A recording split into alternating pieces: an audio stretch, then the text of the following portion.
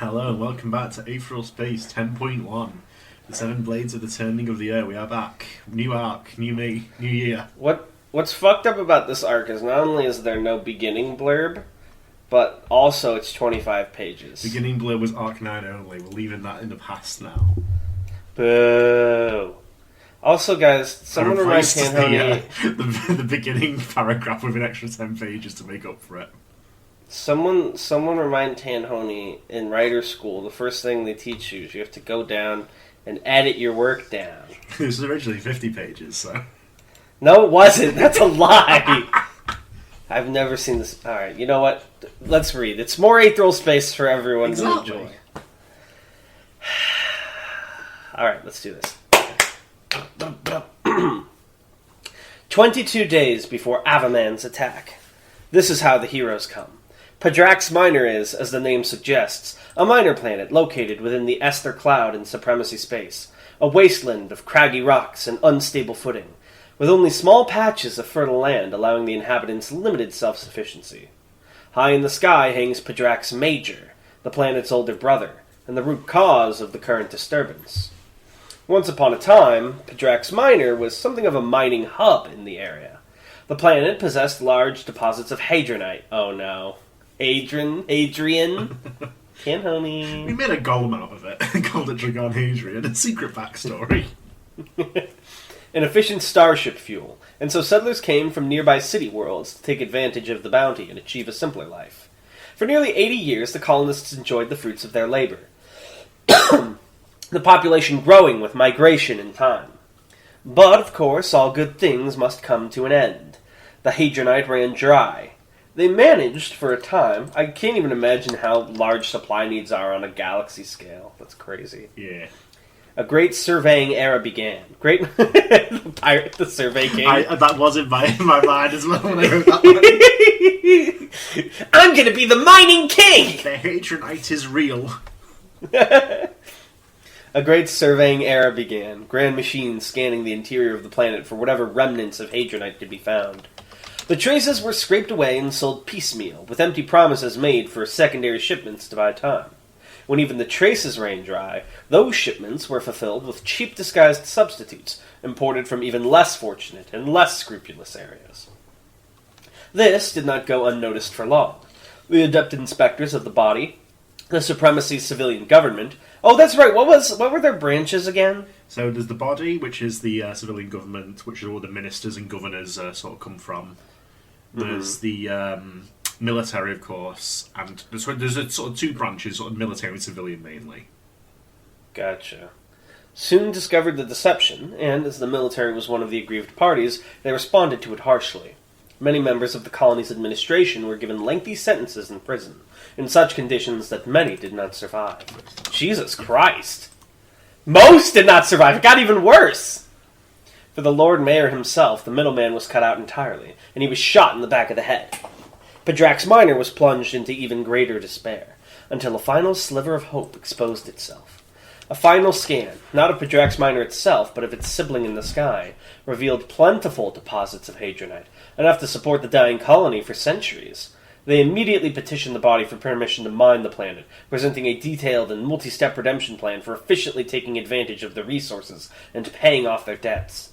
For 2 months, the people of Padrax Minor prayed each night for success, for God to finally take pity on them. Oh, not why anymore. Ooh. That petition was denied. The weakness of their prior conduct was such that the proper authorities looked down on them with contempt. The contracts to Padrax Major were instead auctioned off to Halcyon Interstellar, a conglomerate that had earned the body's gratitude for their contributions to border defense. To them, the entire situation amounted to nothing more than numbers on a spreadsheet. Seeing Halcyon used gives me memories of our D&D campaign. Oh, yeah. As children starved in the streets of Padrax Minor, Halcyon Interstellar mined Padrax Major to such a degree that the bounty of 800 years would be drained away in just 10. The people looked up with empty eyes as the lights of Halcyon spread over the planet above, devouring everything it had to offer. Hope faded into nothing, and desperation gave birth to extremism. Laird Hadron, the son of the executed Lord Mayor, brought together those in the colony with the greatest rage against the Supremacy. They formed a secret militia, hoarding weapons and resources for the day they knew would someday come, drawing together a final plan to save the colony. The people of Padrax Minor had already gone to the depths of hell in an effort to save their way of life. They had no qualms about going deeper. Every 10 years, the minister of the Esther Cloud underwent a tour of his territories, a propaganda routine allowing him to win the favor of those he ruled. A selection of photo ops in factories and mines showing that he recognized the concerns of the common man. Pre-written, prefabricated speeches and sentiments piped straight to his mouth from an earpiece. Minister Gladly and his family would be coming to Padrax Minor for a day. Just enough time to make a little speech and head off to somewhere more important. What happened next goes without saying. The rats came out of hiding, taking out Gladly's security detail and taking the visitors hostage. The Opportunity Tower, an installation at the center of the colony, was taken over by the extremists and used to store the hostages. 12 stories with a flat roof from which satellites could get a clear image of the people the terrorists had taken. Gladly himself, his wife, their 4 children, and the minister's brother-in-law, all bound and terrified. The brother-in-law was the least important, and so the least fortunate. He was thrown off the roof first to show that they were serious. The satellites got a clear view of the mess he made, along with the demands the terrorists had scrawled onto the roof. Immediate transfer of Padrax major mining rights from Halcyon Interstellar to the Padrax Minor government. For every day these demands were not fulfilled, they would throw another hostage off the roof. But didn't they already mine it all in 10 years? Well, they're in the progress of doing it. It's going to be done within 20 years, but it could have lasted 800 for them. Despite the audacity of their request, there was a good chance the demands would be fulfilled. Ultra-traditionalists within the Supremacy, such as the Tree of Might, felt that the extremists' actions were a splendid show of strength, one that redeemed their earlier cowardly tactics. Even Ascendant General Toll, who was sympathetic to the traditionalist cause, may have argued in their favor. The results of that will never be known, however, for fortune was not on Padrax Minor's side. By sheer coincidence, on the day they executed their plan, a certain ship was passing through the system. A ship like a great silver wheel, metal spokes converging on a central point. It was called the Child Garden, and it was where the Supreme Heir, the only daughter of the head of state, resided. Wait, this is the Supreme's daughter? Yeah. More relevantly, though, it was where her elite bodyguards and trainers, the 7 Blades of the Turning of the Heir, or just the 7 Blades, called their home.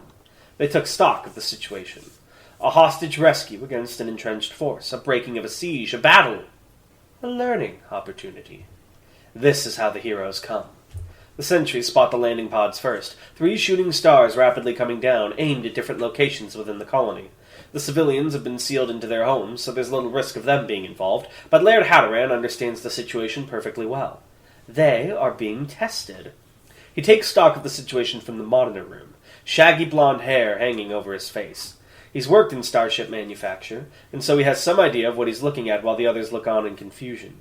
These landing pods are small and cheap, meant for individual troop landings. When pushed, they can hold a maximum of 2 people. So, they're dealing with 6 enemies at the most. It doesn't take a genius to work out these won't be normal combatants. Special officers, definitely, wielding their mysterious powers. They'll have orders to kill every single one of the extremists, and they'll be touching down on Padrax Minor before the minute is out. At this point, Laird Halloran is presented with a choice. Dispatching these special officers clearly means that the Supremacy is not willing to cede to Halloran's demands. By all rights, he should now execute the hostages he has taken to display the consequences of such a decision. But is that really the best way to proceed? The sentries haven't spotted it yet, but these pods have clearly been fired off by a mothership in orbit. He has no doubt a ship dispatched for a purpose like those would be sufficiently armed for an orbital bombardment. The only reason Opportunity Tower hasn't been blasted off the surface of the planet is because of the hostages being held inside. So just to understand, the Supremacy sent pods that are hovering above them. The Child Guard has fired down some landing pods. I see. And those have, like, the bodyguards in them. They have people in them, yeah. So they're picking up civilians? No, they're landing down. Okay. If he kills the hostages, he will deem his cause. If he doesn't kill the hostages, it will be an unacceptable show of weakness, which will damage any support their cause has in the Supremacy. Sweat trickles down his forehead. There's only one way forward with a chance of victory. He'll move the hostages to a more secure location and engage the incoming special officers. Killing them will be a show of strength to offset the loss of face from sparing the hostages. "We'll take them down to the mines!" he barks to a subordinate. "Deep as we can! Bring the reprimand with us!"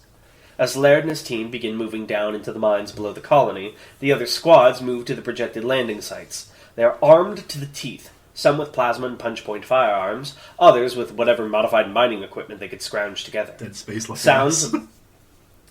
What? Dead Space looking ass. The sounds of hurried footsteps echo down the empty streets. The first pod comes down like an egg from space. It strikes a small church, lodging in the bell tower and sending a resounding dong throughout the settlement. Brickwork rains down on the surrounding insurgents, but none of them make a move to flee. Running away is an option they've relinquished a long time ago. They fire. The pod is buffeted by plasma and bullets, dents forming in its metal surface, and holes quickly opening up. One insurgent, clad in bulky armor to protect himself from friendly fire, charges up to the doors of the pod. He plants a heavy mining drill against them, attaching it to the pod with firm clamps and beginning the drill sequence with a wrench of the clamp. Sparks kick up for just a second as the drill begins eating away at the doors, right before they explode outwards. Okay, so one of them just now landed. Well, the pod's landed, they're all firing it, and this guys try to drill in when the doors sort of burst out. Right. The armored insurgent flies backwards through the air, but he never reaches the ground. Instead, at the height of his flight, he is impaled by a thin wooden branch, his heart speared right through. He's killed instantly. More branches and roots crawl out of the open pod at astounding speeds, spreading over and crushing the gathered insurgents before they can react. The tree that grows out of the pod dwarfs the church that it crashed into by nearly 10 times, forming a wooden structure long and thick enough to serve as a bridge right to the Opportunity Tower. Wood creaks and wood snaps as the first of the special officers step out of the pod, wooden feet landing on wooden bark. As the first of the 7 blades steps out of the pod. Many years ago, I don't know if that should be step or steps, I'm actually not sure. Many years ago, Gene Tyrant bunkers all over Supremacy territory burst open, releasing some of their final spiteful creations. Those botanical life forms, sentient trees, were called the Fell Beasts, and they waged a campaign of indiscriminate slaughter. The timely intervention of the Supreme stopped their rampage, however, wiping out all the Fell Beasts before they could cause more havoc. Wiping them all out, save one. Aetheral Yggdrasil, the last... Fuck you. The last Fell Beast steps out of the pod and onto the bridge that is an extension of his own body.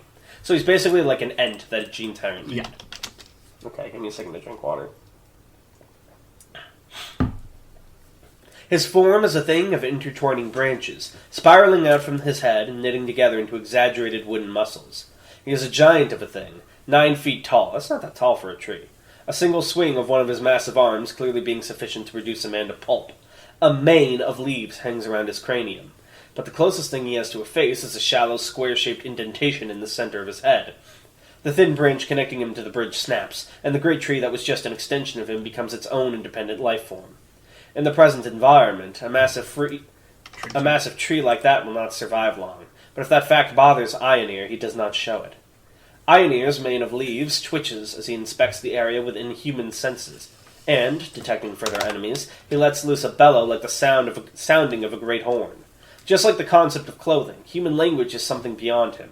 In his hand of sharpened bark fingers, he holds a halberd of solid steel. It is the only thing he has on him that is not made of wood. The surviving insurgents begin to crawl out from between the massive roots, but they are given no time to catch their breath. Aetheral Yggdrasil is upon them in a moment, crushing their bodies with mighty blows from his fists and weapons. The sound of screaming is barely audible between the crunches and snaps of spine and skull. Some of the survivors manage to get shots off before their inevitable deaths, however, and Aetheral uses his halberd to block the burning plasma from striking his vulnerable wooden body. By the time he's dispatched the last of the unfortunate enemies, the metal weapon is melting in his grip.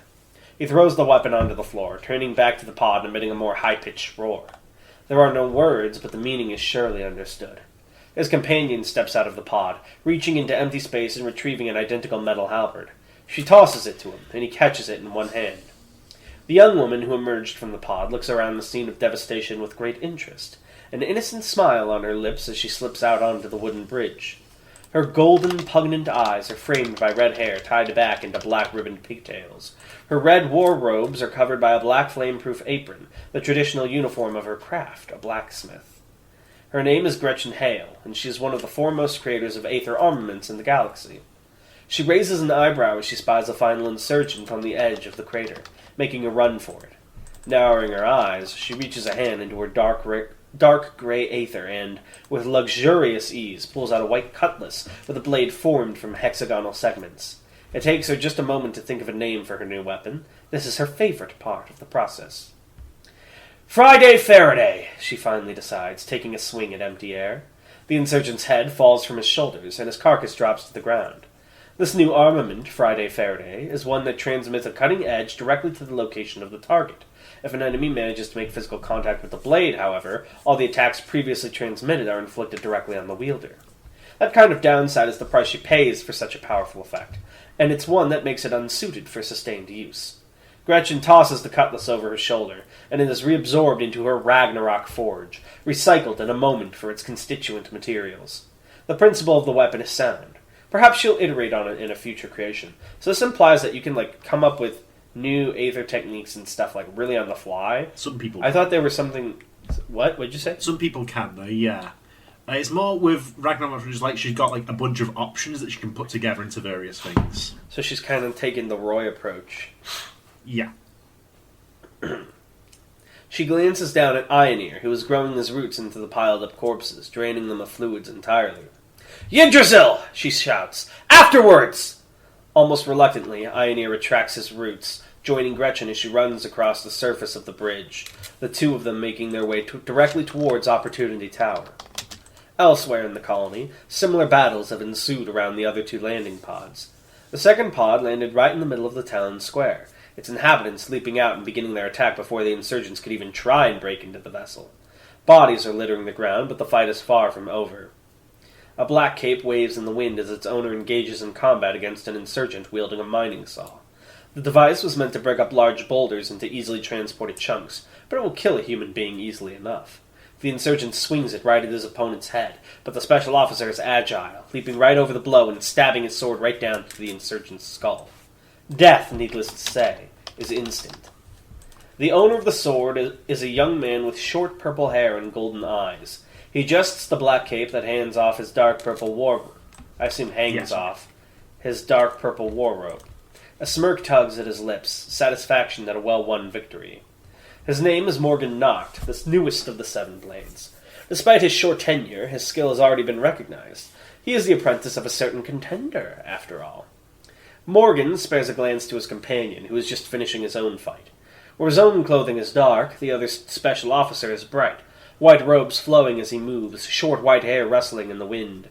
He is locked in combat with another pair of insurgents, dodging blows from their electrified batons. Slash, slash! An adjustment of his glasses. Slash! Gustavo Mordecai is not a talented man, but he is a skilled one. Each of the elementary attacks has been practiced thousands of times to achieve this level of speed and precision. A scholar and a swordsman both, he has researched countless esoteric sword styles, creating his own unique tempo that is nearly impossible to predict. Slash, slash, slash, sheath! The sliced bodies of his enemies fall to the floor, and Gustavo reaches into his robes, pulling out a canteen. Sorry, guys. He's too cool for a bottle. You just got it from a vending machine. Pulling out a canteen of water and taking a swig. A healthy body is a healthy mind, and it's always important to stay hydrated. He offers the bottle to Morgan, but the other young man shakes his head. "Are you sure?" Gustavo prompts. "Going without fluids is a sure way to become exhausted, you know." "No offense," Morgan purrs, raising a hand, "but I make a point not to drink anything someone else offers me." "That's a little paranoid, don't you think?" "Well, perhaps you're not paranoid enough." Their conversation continues as they move through the empty streets, making their own way towards the tower. Really, it does? I felt like that was a good ending point. What are they talking about, Tan, when they continue? Until they move on to other topics. It's a deep conversation. They're like, "So, are there any girls you like, Morgan?" What happened at the third landing site goes without saying. It crashed right through the roof of a storage facility that the insurgents were using as a temporary base. Bodies litter the floor of the building, each killed by a single stroke of a sword. Their faces are locked into final terror. The woman responsible stands stock still in the middle of the room, her dripping red sword held limp at her side. Her hair is as jet black as her dress, and her skin is snow white, a veil hanging over her face. It's hard to tell if she's even breathing. She is Mariana Penhelios, one of the oldest serving members of the Seven Blades. As she carved her way through this room, she did not make a sound, but that's no surprise. It's said that she hasn't spoken in years, not since the death of Negan Rush. Broken hearts easily break other things, too. No! Negan! Her head suddenly jerks to the left, in the direction of the Opportunity Tower, even though a wall separates the building from her vision. Wait, wasn't there also a person with black hair and a black dress in the Musashi flashback? I don't think we got descriptions of people physically. Oh, my bad. It just sounded familiar. Almost robotically, she kneels down on the ground and plunges her sword down into the concrete. Purple aether runs down the surface of the blade and spreads out into the ground. A corpse twitches, then another and another. One by one, the dead rise to their feet. Oh, maybe she was from the Arc 6, and that's why I remember. One by one, the dead rise to their feet, purple aether sparking around them like electricity. In most horror videographs, zombies like these would emit unearthly moans or inhuman screeches, but no. They are as silent as the grave. Their now purple eyes stare off into the space. Mariana walks out of the building, and the dead follow after her. Far, far above, right on the edge of the atmosphere, the child garden soars. The sixth of the Seven Blades has remained here, to directly protect the Supreme Heir. The two of them stand together on the simulation deck, holograms making it seem as if they are standing in the middle of the battle themselves. Observe Noct's movements here, girl, the sixth says, hands clasped behind his back as he replays Morgan Noct's fight again and again.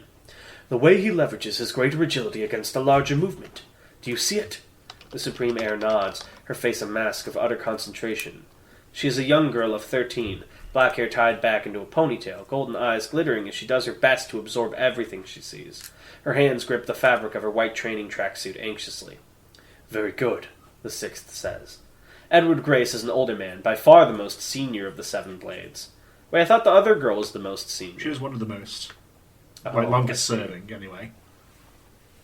Age having long since turned his hair and beard gray. Golden shoulder pads and a chest plate form a layer of armor over his white and blue robes, but the discipline of his stance is such that he probably doesn't need it. He is the patriarch of a prominent family of special officers, and the direct bodyguard of the Supreme Heir. That fact is his pride. Down below the child garden, below Opportunity Tower, below the surface of Padrax Minor, Laird Hadaran is beginning to accept that his dream is dead. One by one he has lost contact with the squads dispatched to defend against the special officers. He entertained the notion for a brief moment, but he knows there is no technical failure causing this. He has lost contact with them because they are all dead. He and his men wait in the darkness of the mines, guarding the hostages at the end of the tunnel. There is no escape from this place. Laird understands this perfectly well, and so his thought process has moved on from such deluded optimism. What is on his mind now is spite. One of the minister's daughters is quietly weeping. One of the guards screams at her to shut up. She does. The special officers have two objectives: eliminate the terrorists and rescue the hostages. No matter what happens now, they will succeed in the former, but it is within Laird's power to make sure they fail in the latter. If nothing else, he can spit on their faces. His hands tighten around the turret they're gripping. The reprimand is a weapon designed for starship-to-starship combat, but in this case the long-barreled firearm has been relocated to a stationary turret instead. His old contacts in the starship industry had arranged its transport here for him. He had intended... wrong it's. Sorry. I thought that looked weird. You're good.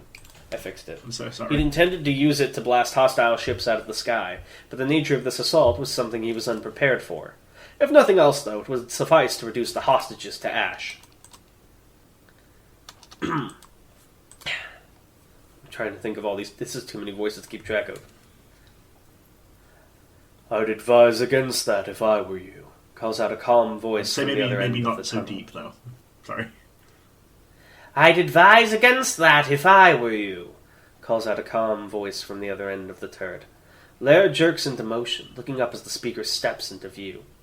The moment Laird sees the figure, he knows who he's been dealing with, and he knows that he never stood a chance. Balte Kojiro. He stands there at the mouth of the tunnel, green war robes open and showing his muscular chest. Short blonde hair hangs beneath a conical hat, and his cogitant blue eyes glint in the dim light. His sword, the infamous Leviathan with its emerald-colored blade, is already drawn.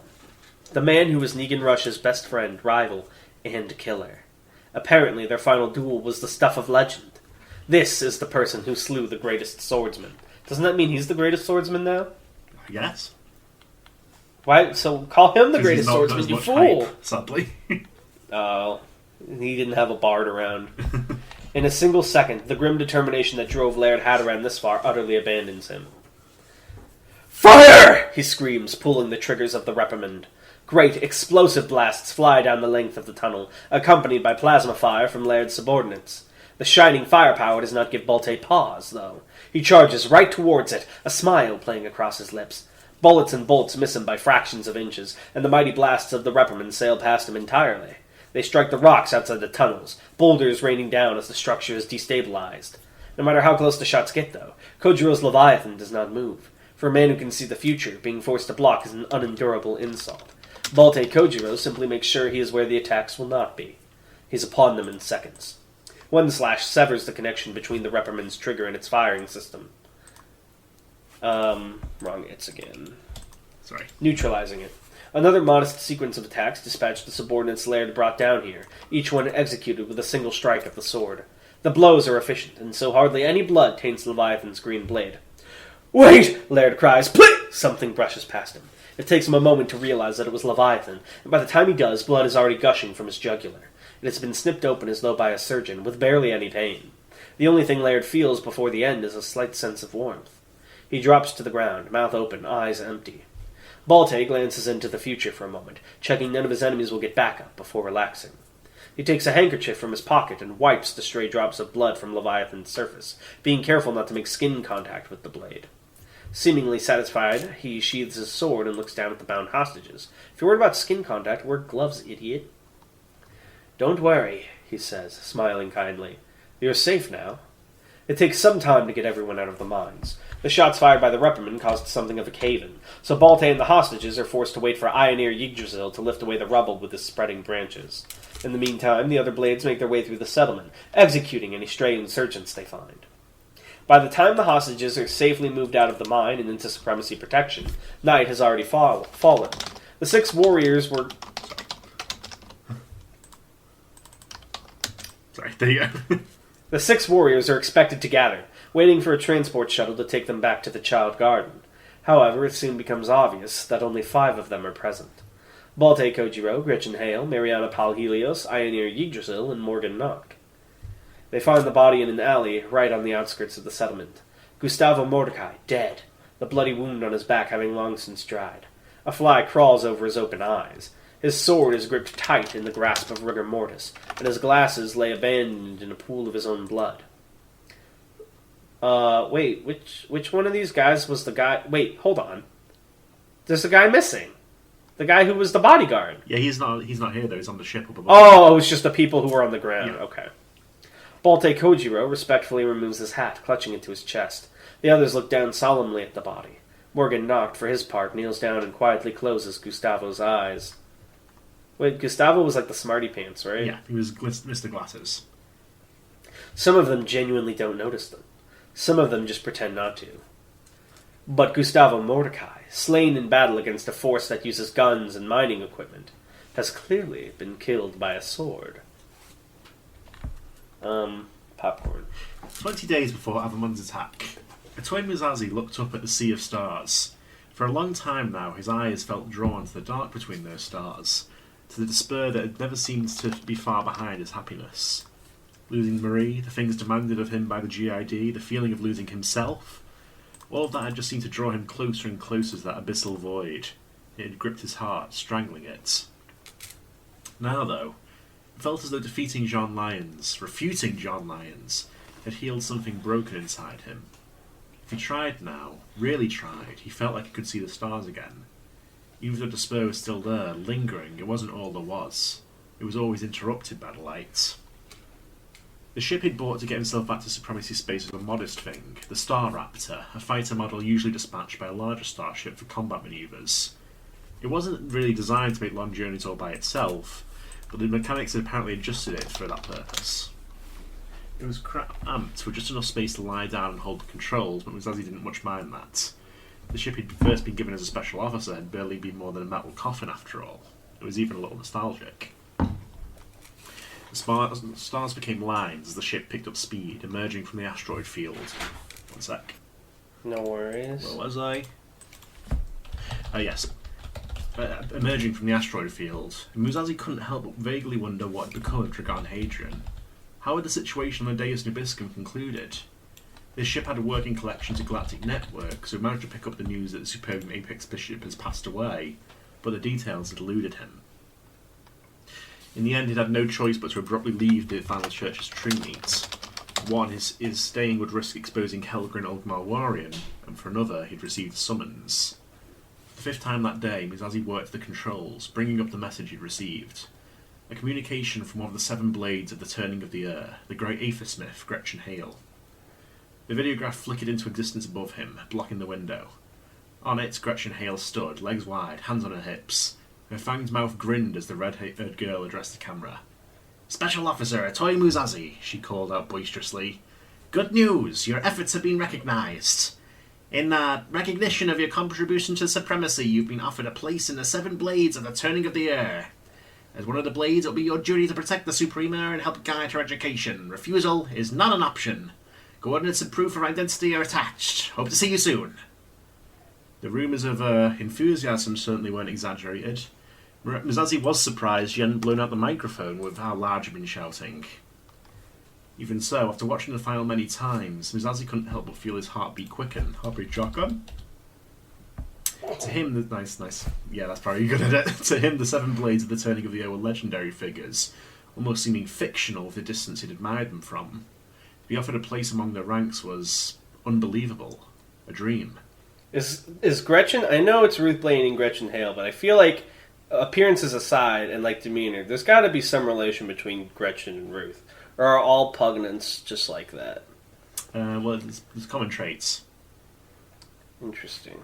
A dream. As Gretchen had said, the codes attached to the file confirmed that the message was real, and it gave him a location to report to the Child Garden, the 7 Blazes' base of operations. He was on his way there at full speed, pushing the craft to its limits.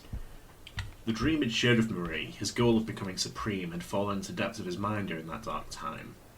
Now, though, it was something he could reach for again. Becoming one of the 7 Blades, joining the upper echelon of the Supremacy's warrior class, would be an important rung on that ladder. Dishonourable, disgraceful tactics that John Lyons claimed were the cornerstone of Supremacy's dominance. Musashi would make his way to the top and eradicate them. He flicked the video interface off of the view screen and came face to face with Negan Rush. Face to mask? Yeah, with face Negan to Rush? Sorry, with Negan Rush, floating on the other side of it like a corpse in the ocean. "Turn back," the Spectre wheezed. "Don't go."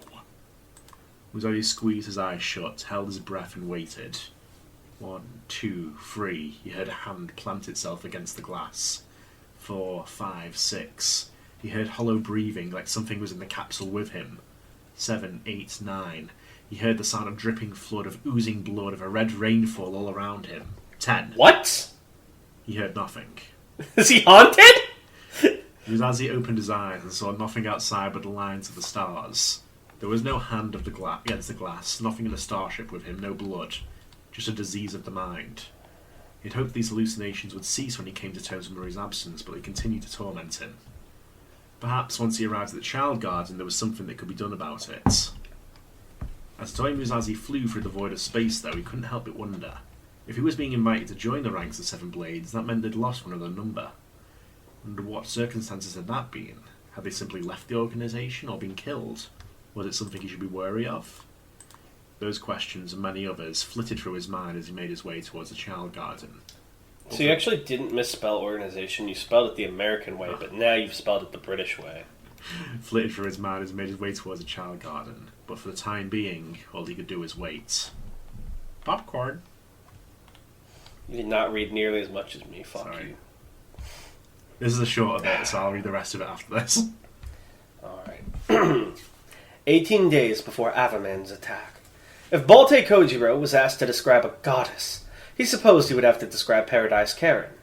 Tall, shapely, beautiful, and emitting a sense of authority like heat. No matter what she looked like, you knew that it was her. Her identity was absolute. Even through a hologram, she had a sheer presence that couldn't be denied. As the leader of the 7 Blades of the Turning of the Air, his quarters on the Child Garden were second only to the Supreme Heir herself. It was a wide open space, like a farball field, every necessity of living spread out across the room. In one corner was a set of automatic trading dummies, in another corner a basic kitchen, in another a gargantuan videograph screen, and in yet another a massive bed. Is it common for Supreme's heirs to like inherit? Because I thought it was like all in bloodbath. It's explained a little bit further, so it's not necessarily like you become Supreme when the Supreme dies. Right, because I assume the whole reason they're training her is so she can fight to be Supreme when he's gone. But, like, at the same time, I feel like if I was a Seven Blade, I'd want to sabotage that so I could be a Supreme. Well, these things do, of course, come into effect. There were even more luxuries than that, of course, but those were the things that first caught the eye. A person could spend a year in this hexagonal room without ever growing bored. Balte sighed as he laid back in the jacuzzi at the room's center. God, I miss having a jacuzzi. A towel slung over his bare shoulders. It had been a spa scene, hot tub scene, or fan service of a character you've never met before today. Well, they've been mentioned, but no one was asking for a hot tub scene. It had been a long day of sparring, and he was glad of a chance to rest. Where's the fucking spa scene with the main cast scene, honey? Shaking my head. You had a beach scene, and that's the most you're getting. This is Paradise Karen talking, right? Yeah. You seem in good spirits, Paradise noted, her holographic self circling the jacuzzi, especially for someone who just lost a teammate. Every time Balte saw the second contender, Paradise Karen, she looked completely different. It was as if she was infatuated with the very concepts of fashion and aesthetic, changing her entire appearance at the drop of a hat. You could tell this was written after I made Tan watch Scott Pilgrim vs. the World. The only thing that ever stayed consistent was her height of 7 feet, which was, Jesus Christ, basketball player? Why is no one in Aetheral Space, like, it's never like, they're 5 feet, 6 feet. They're all like 7, 8, 9 feet tall. It's like in Dark Souls where important people are big. Stretched by space. The only thing that ever stayed consistent was her height of 7 feet, which was distinctive enough to reveal her at a glance. Today, she was wearing a red backless dress, her hair dyed gold and arranged into cascading ringlets. Silver piercings shaped like needles were embedded in her nose and ears, and she wore contacts that made her eyes a peacefully deep blue, right down to the sclera. Ooh. So she's just like all blue all the way through? Yeah. Gross. Tomorrow she would look entirely different, but no doubt just as beautiful. He'd shared a bed with her on several occasions, and the strength of their friendship had been enough to form this unbreakable alliance. "We are warriors of the supremacy," Balte replied, cracking his neck. "Every time we go into battle, we accept that we might die. I won't dishonor Gustavo's resolve by mourning excessively." "No?" Paradise raised a black eyebrow. "No. To do so would be as good as saying that he was too weak for the battlefield," Balte said. "Instead, I choose to cast my eye to the future. The excitement of a new ally, rather than the sadness of a departed one." Paradise sat down next to him, dangling her legs into the water. The version of her in the room was just a hologram, so she couldn't technically feel the water. But he'd heard accounts of phantom sensations from such things. Perhaps she could feel some kind of warmth, even over the distances of stars. I can't believe he's fucking talking to his e-girl in a jacuzzi right now. We sounded like the little tiny ship, like belching steam out the back of it. I love, there's like that meme about e-dating that's like, I'm going to churn your guts, and it's like on opposite sides of like the United States, and this is just like in different fucking solar systems. "I was surprised you asked me for help, to tell the truth," she said quietly, her vast blue eyes locking onto his own. "It's unlike you. You've always preferred self-sufficiency. To request the aid of a contender in tracking down a single special officer. What's the interest?" This was the dance you had to perform with the second contender. Even with the affection between them and the history they shared, she simply couldn't help herself. She would tear out every useful scrap of information he had if he let her. "He's an impressive young man," Balte said. "The events on Nocturnus, on Panacea, he's acquitted himself well. Talent like that should be given the opportunity to grow. Isn't that the guiding principle of our supremacy?" "He's a minister killer, isn't he?" Paradise noted. Balte laughed out loud. "As if you really care about that! What are bureaucrats like that for, if not making examples?" Paradise smiled slightly. She reached her hand out of the range of the hologram projector, retrieving a glass of red wine, and took a delicate sip. "While I was looking for his location, I had a look into his character as well. I hope you don't mind."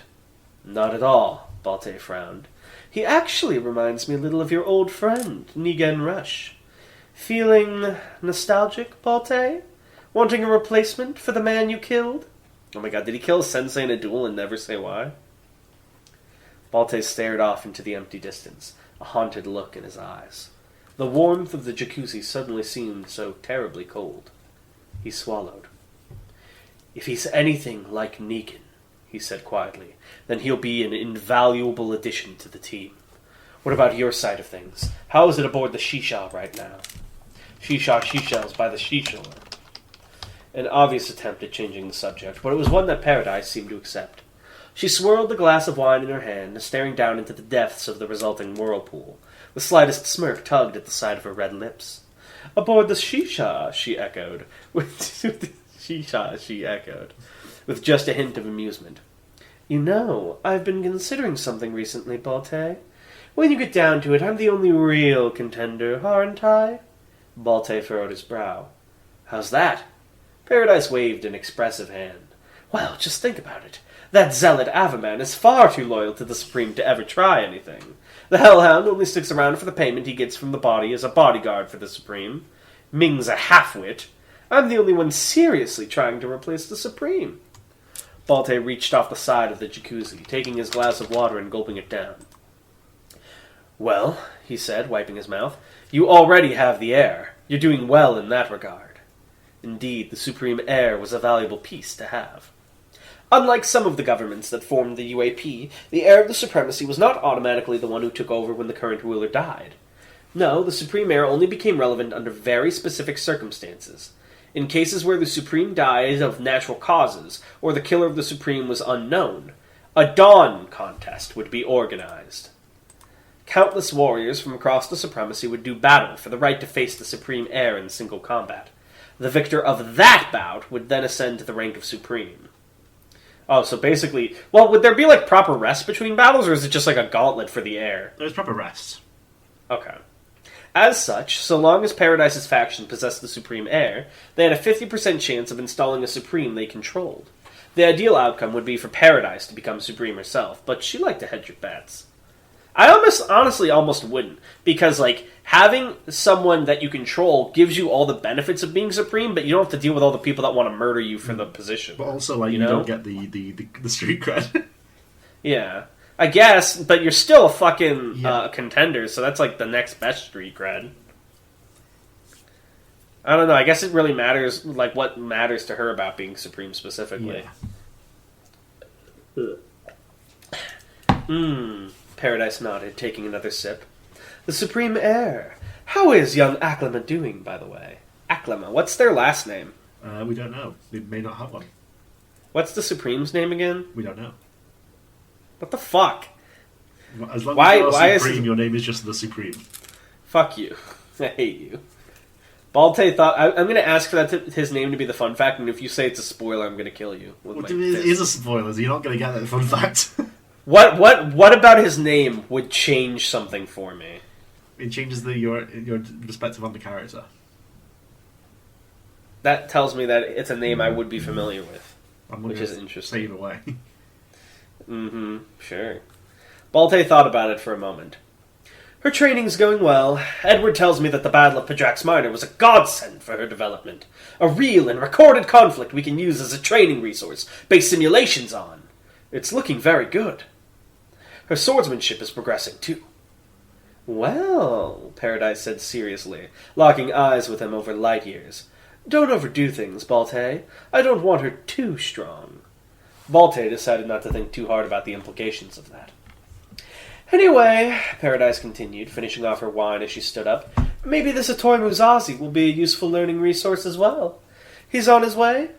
So the fact that Balté killed his friend and seems sad about it, and the fact that this dude died of a sword wound makes me think maybe Balté just, like, goes sicko mode every once in a while and then feels bad about it later. Like some kind of, like, murder werewolf. Jack the Ripper. Balté the Ripper! Balté held a finger up to his earpiece, listening to the report he was receiving. Speak of the devil, he muttered. A small ship's just come into range. I don't know who it would be if not him. Paradise chuckled as Balté turned, heading for the door. Have fun, Balté, she called after him. Just not too much fun. The forest of sin has saplings everywhere. Oh my god, that line goes hard. I love Forest of Sin. Balté made a show of stopping in front of the door, feigning tension until the moment Paradise's hologram flickered away. Of course, he knew that her ability had extensions all over the supremacy. They'd found several of those tiny trees nestled in the depths of the child garden, listening in to conversation, slowly growing their thirsty roots. So he'd had eye and ear eat them a long time ago. Damn! This guy hates his GF. This is crazy. Do you think they're gonna make it? The chakras are blown. The chakras, the vibes are not positive right now. Alright, I'm gonna need you to take over and, actually read this time. Musazi's limbs ached as he climbed out the Star Raptor, discomfort overcome by awe. Hold on! Hold on! The what again? Could you say the name of that ship again? The Star Raptor. Okay, hold on. Because I know you also played Pokemon, right? Oh, fuck. It's a Pokemon reference. It was intentional. What was the noise Star Raptor made? I don't know. It's like... Well, if you want to put Musazi into a Pokemon game, he has to have a Star Raptor on his team now. Yeah, that would be on his team. So what a fucking... the sword Pokemon from Gen 6... okay, wait, hold on. We're not building his team. Sorry, continue reading. Discomfort overcome by awe as he took in his first sight of the child garden's interior. Counting his own tiny vessel, 8 ships of eclectic design and function were docked in the hangar. And even with all of them here, there was still plentiful space. The ceiling was so high that it was barely visible in the dim light, and the walls so far apart that this hangar could probably hold 100 more ships. It was hard to believe that it was in a starship and not some kind of building on the ground. They said that the child guardian was the Cheshire made small, but even so, it was gargantuan. Safe trip? Called out a vaguely familiar voice, echoing throughout the massive room. Musashi instinctively tensed up at the sound, swinging his head to identify the source. Balté Kojiro, the man who had eaten Negan Rush, was strolling casually across the hangar floor. Balté Kojiro was strolling towards him. There was no worry that Musashi had recognised the voice.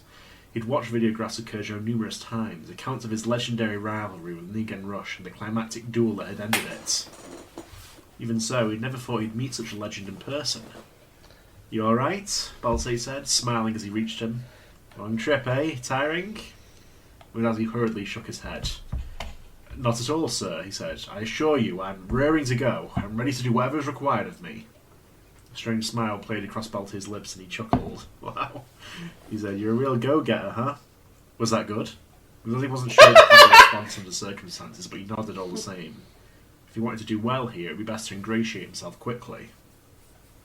"Well, it's good to hear," Balté said. "The rest are eager to see what you're made of, and the air's curious too. It's not often we get new faces around here. Walk with me?"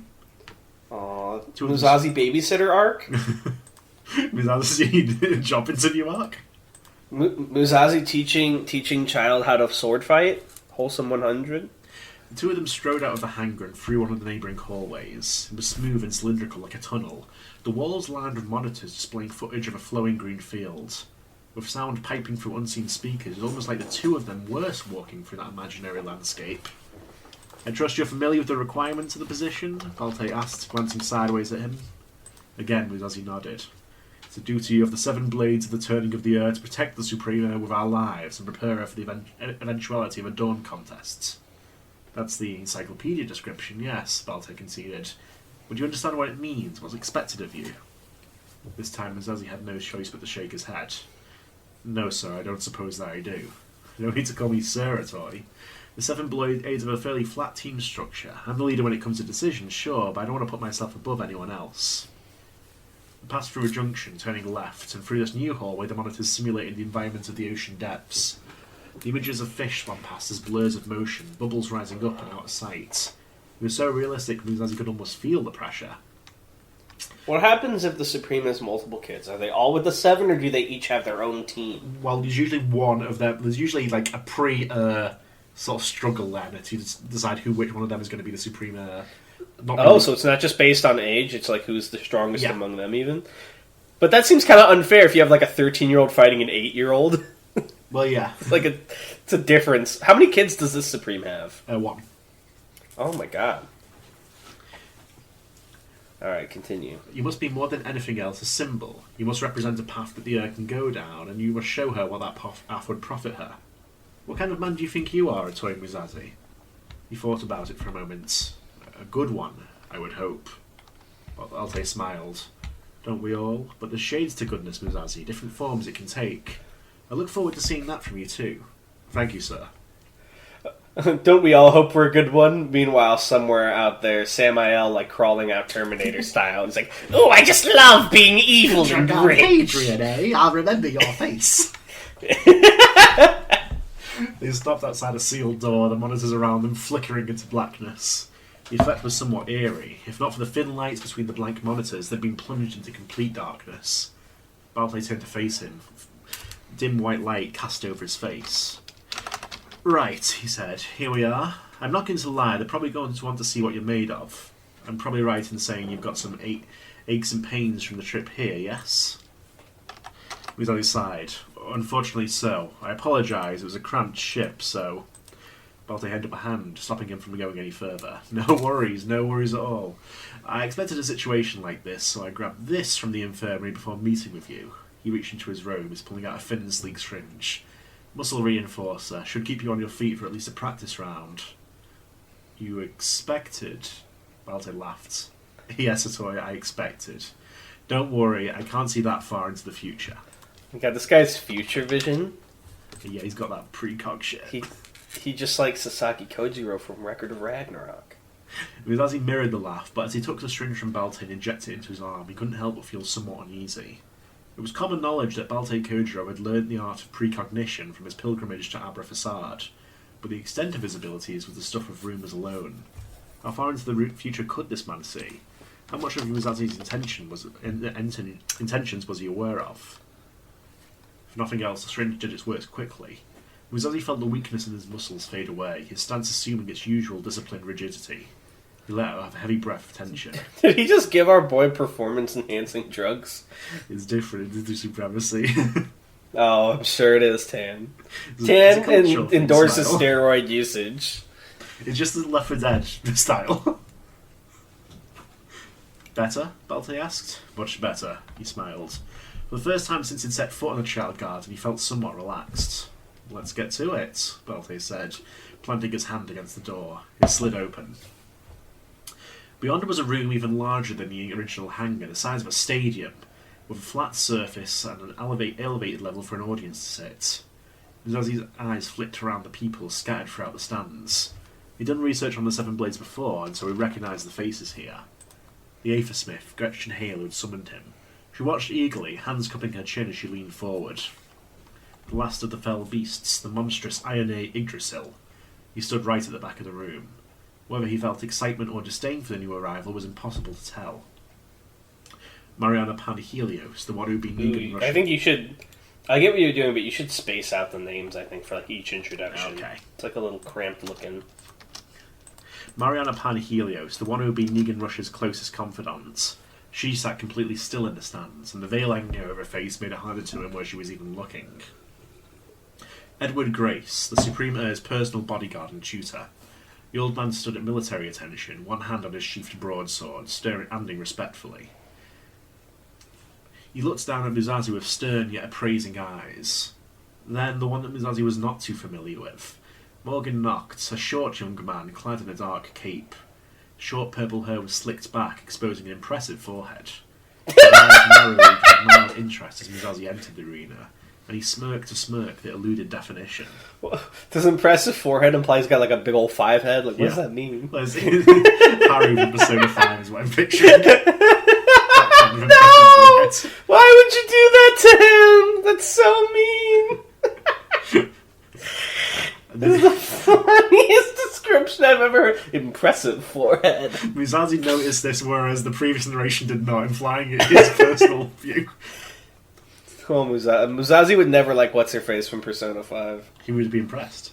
The only one not present was the scholar Gustavo Mordecai. Was he the one who had left the Seven Blades? And then, of course, sitting high above the others, was the girl herself.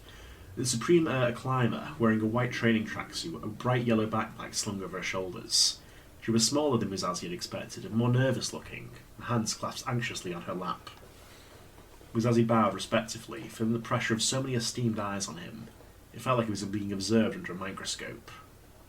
Well, this is him. Belte addressed the room behind him, walking to his side.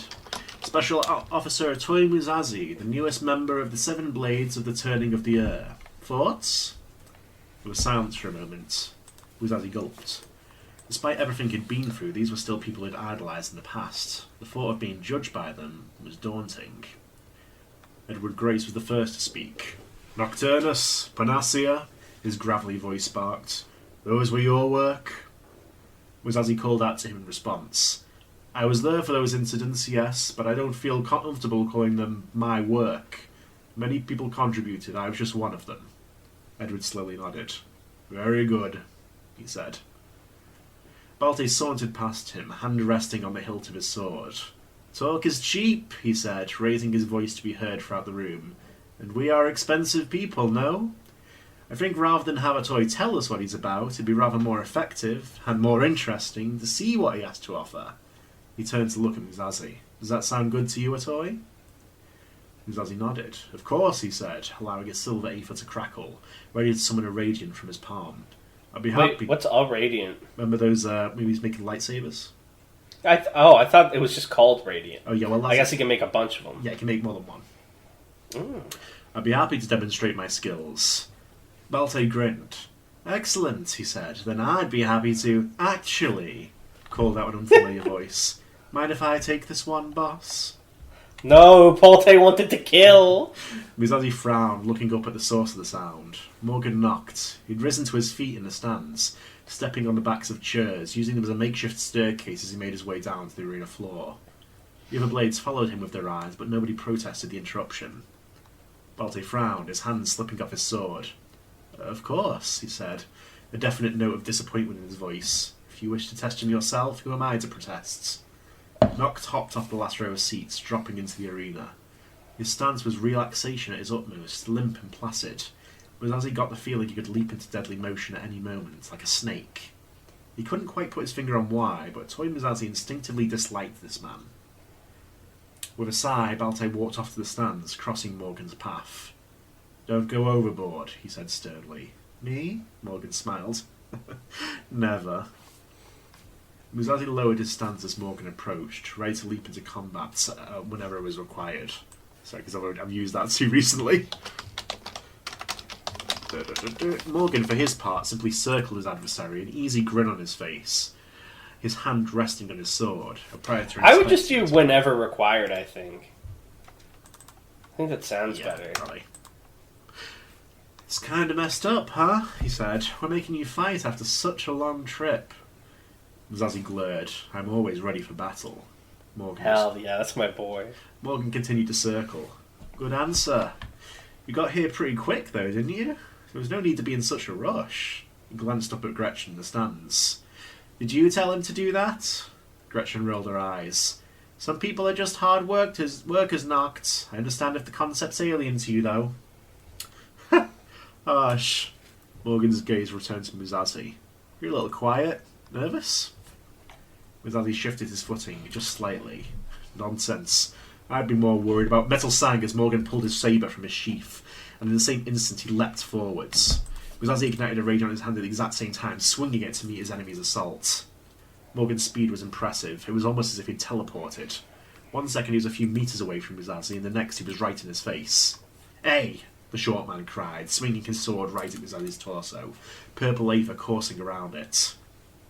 Musashi went to block with his radiant, but the strength of the blow was far beyond what he'd expected. He avoided being caught, but the force was such that he was sent flying backwards through the air anyway. Morgan didn't wait for Musashi to even hit the ground before continuing his assault. B! A! For a moment, Musashi just flipped end over end in the air before righting himself with his thrusters. It was just in time, too. The instant he regained his balance, he was forced to swing his radiant to prevent a blur of projectile from striking him in the face. He only got a good look at the thing once it ricocheted into the ground. A plain white... I'll change it for you. Just keep reading, I got you. A plain white block, each side equal, perfect in its simple geometry. The force of the strike would have broken Musashi's arm if not for the aether infusion. He finally landed, boots kicking up sparks along the ground, eyes fixed on Morgan as he ran forward in pursuit. I'm not gonna lie, if the whole purpose of, like, saying your techniques is to, like, help you remember them, making them as short as possible does seem like it would be the most practical thing for everyone to do. If annoying to be like, A, B, C, D, Z, F, X, Q. But, like, it does seem like everyone should be doing that. Morgan Big Brain? That's what his forehead's for. Yeah. Yeah, or, like, numbers, like 1, 2, 3. But some people need to have swag. Here, I want you to say Gemini World, and I'm going to see how many letters I can get out. Gemini World. ABT. See, I already got 3 techniques out in the time it took you to say Gemini World. Yeah, exactly. See what I mean? That's the difference. Okay. Well, there have to be some allowances made for swag.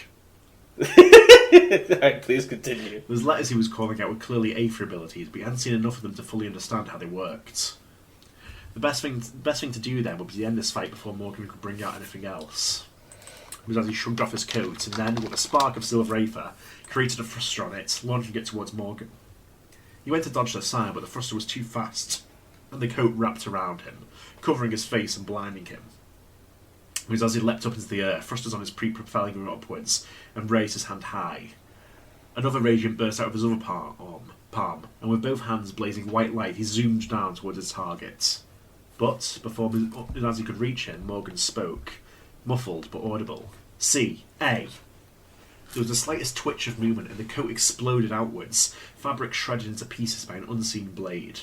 Freed from the restraint, Morgan drew his sword back, ready to meet Musashi's twin slashes. Musashi did not falter. If Morgan wished to see what he was made of, he would oblige. The power of the thruster on his back only intensified, picking up more speed. Hey! Morgan struck. Musashi slashed, but both of them were blocked. Rather than hitting each other, their blades had instead made contact with the green metal of the notorious Leviathan. Musashi hadn't even seen him move, but at some point Balte Kojo had stepped into the middle of their bout and effortlessly deflected their attacks. Morgan's eyes widened. He clearly hadn't predicted it either. A bit much, right? Balte raised an eyebrow. It's just a sparring match. We've just gotten a new blade. I don't want to have to replace either of you already. Musashi let out a heavy breath, nodding as he dispelled his radiance. Lingering smoke drifted up from his palms. Across from him, Morgan wordlessly sheathed a sword. I know it's not, like, honorable, but I'm surprised Musashi's never created, like, a super big thruster on the heel of his foot and, like, just launched his leg up into someone's groin, you know what I mean? He's too nice for that, he's too pure. Like fucking Jonathan Joestar force of a log kicking someone. They would never expect it. All the same, Balte grinned, a light twinkling in his eyes. Very impressive, Atoy. Very, very impressive. A wave of polite applause ran through the meagre crowd, although most of it was Gretchen, and Morgan began his walk back towards the stands. As he passed Musashi, however, he muttered something. The words passed under his breath. The words were under his breath, but barely audible, intended only for a single listener. If I were you, he said, I'd watch my back. Now, see, readers, this is where I want you to pay attention. What Tanhony's trying to imply here is he's trying to make us think that this guy's threatening Musashi, but really he's warning him because his friend, Mr. Glasses, just got murdered. You see that? His director's commentary. Yeah. Spoiling things. Musashi whipped his head around to face Morgan, but the other man just continued to walk away, yawning as if he hadn't just made a threat. Because he hadn't. He was a warning. Hot anger flowed from Musashi veins. He knew he'd been right to dislike that arrogant man. Before he could call after Morgan, however, Musashi felt a firm hand land on his shoulder. Hey, Balte said cheerfully. I'm sure you want to get to your quarters, get some rest, but there's something I want to show you first. This is my Negan Rush shrine. There were dim lights in Gretchen Hale's forge, but even so, most of the illumination was provided by the glow from various fabricators. Is she going to make him a sword? Molds for various weapons were slowly written into existence, printed into space. The resultant frames for swords, axes and other killing implements, carefully lifted and organised by thin automatic arms dangling from the ceiling. An automatic ladder skittered across the floor too, providing Gretchen elevation as she rummaged through her stores. It was no surprise that she needed the help. Musashi hadn't quite appreciated over the video message, but the woman was tiny. Even standing at her full height, Gretchen's head only barely reached his chest. Aww. Right now, she was neck deep in a box on a high shelf, clearly trying to track something down. Musashi glanced to his side, to where Balte was standing. That'd be messed up. Musashi's also over there. Musashi's like, I love watching people struggle. Mega Musashi. Zanzanik is coming out of him. The only other 7 blades that had accompanied him to this inner sanctum. He just shrugged, smiling ruefully. "She'll find us eventually," he said, arms crossed as he leaned against the wall. "It's here somewhere," Gretchen said in between hums of an interesting tune. No, this isn't... Oh, no. Oh, aha! Here we go! With a grunt of effort, she pulled free a long object wrapped in some kind of red cloth. She stepped backwards off the ladder, holding the object in both hands, and with a flourish, she held it out to Musashi. "A gift," she said, grinning wildly, "for the newest member of the 7 Blades." It didn't take a genius to work out what was concealed behind that cloth, given the shape. So I think I used that earlier, so I'll just correct that. "We noticed you didn't have a sword," Valte said, striding up next to Gretchen. "It's hard to be a blade if you don't, well, have a blade, isn't it?" Valte smiled. "I appreciate it, I truly do." "Open it," Valte urged. Smiling nervously, Musashi reached out to pull the cloth from the concealed weapon, and then stopped dead in his tracks. His eyes wide and his heart nearly skipped a beat. He gulped down dry air. Right before him, standing between Gretchen and Valte, was the bleeding spectre of Nigen Rush.